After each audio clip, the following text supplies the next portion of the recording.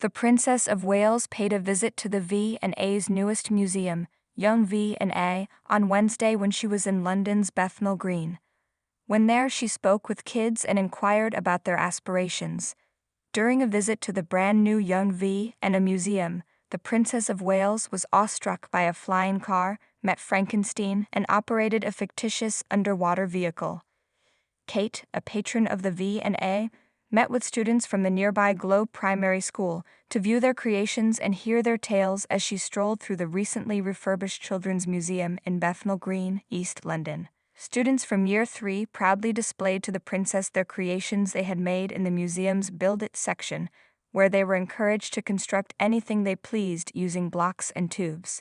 Instructing one group on how to assemble the components for their submarine, Kate, 41, also tried it out for herself, while miming buckling up and asked, "Do I strap myself in?" Shohei Ohtani has a chance to win the AL MVP and is worth a shot at the award, plus 1,000. Does it rest on the ocean floor? She questioned. Wow, that's fantastic. The princess was quite interested in the several groups vying for her attention and inquired, "What is your invention? And what is that bit for? And what do you hope to become when you grow up?" Students from Year 3 proudly displayed to the princess their creations they had made in the museum's Build It section, where they were encouraged to construct anything they pleased using blocks and tubes.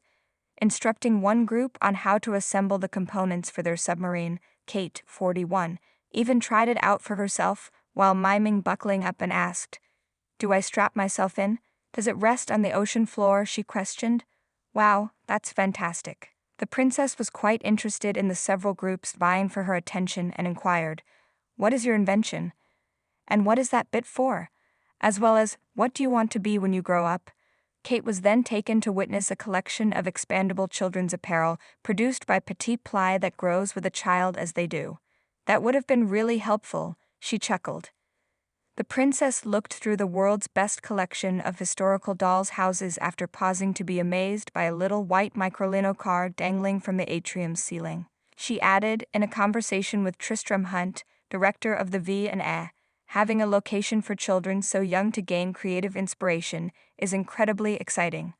Another group of youngsters encountered Kate in the museum's Imagine section, and they were eager to share the stories they had created using elements from the collection.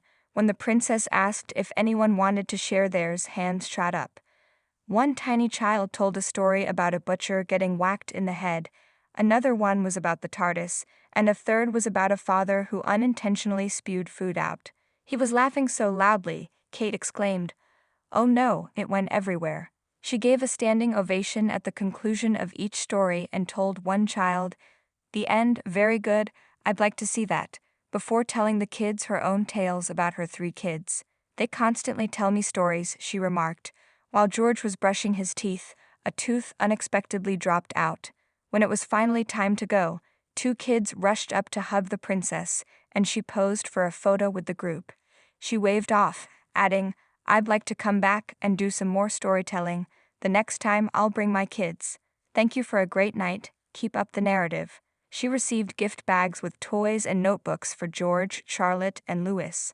"The princess was extremely wonderful to meet," Lena, 7, stated afterward, acting like a typical princess should while we were telling our stories. A person commented, "She said she had a good job, and it was nice meeting kids like us, but she didn't have her own castle, which is sad." Zachary, age 9, continued, "She talked to us about her family, and she mentioned George likes Aston Villa. I've never met any royalty. Not only as a parent she's interested in this space and as an art historian, but also this center's focus on early years development. That's another area of interest for her," said Mr. Hunt, who gave Kate a tour of the museum. She was excellent at listening to the children's stories, chapter after chapter. She encouraged them to tell stories and inquired about the objects they used as inspiration. They were quite anxious to hug her. Because of her work on the early years, her leadership, and the discussions she facilitates through the Center for Early Childhood, her message there is somewhat, yes, cognitive development is really important in the early years, but so is socio-emotional resilience. So how do you build up self-control and those social skills in the early years? On July 1, the museum, which was once known as the V&A Museum of Childhood, will return to the public following a 3-year restoration. Local school children, parents, and instructors all contributed ideas for exhibitions and even got to pick which works of art and objects would end up in the museum. 3 new galleries, Play, Imagine, and Design, are housed there. Each has been created for a specific age range, from infants to teenagers, and features close to 2,000 artifacts from the V and A collections displayed in novel and entertaining ways in an effort to spark children's own imaginations. Our pupils had a wonderful time meeting the Princess of Wales today. They loved sharing their experiences on shaping the new museum and having the chance to shine a light on their local area too, said Mary Maxwell, executive head teacher of Bangabandhu and Globe Primary Schools. They'll never forget the encounter.